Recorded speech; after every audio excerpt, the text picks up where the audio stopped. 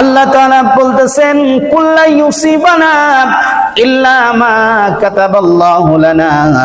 আমি আল্লাহ পাক রব্বুল আলামিন যে বান্দার জন্য যেমন লিখে রেখেছি, যেমনটা করে রেখেছি, ঠিক তেমনটাই হবে, তার কিঞ্চিত পরিমাণ কমও হবে না, বেশিও হবে না।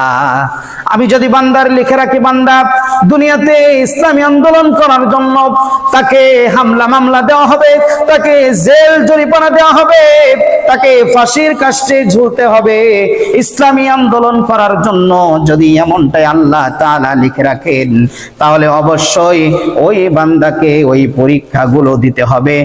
কিঞ্চিত পরিমাণ আমরা তার কোনো কিছু করতে পারবো না। আমাদের শক্তি সামর্থ্য দিয়ে আমরা কখনোই ঠেকাতে পারবো না, কারণ আল্লাহ তাআলা এই দুনিয়াটা মুমিনদের জন্য পরীক্ষা স্বরূপ দিয়েছেন। মুমিন যারা হবে অবশ্যই তাদের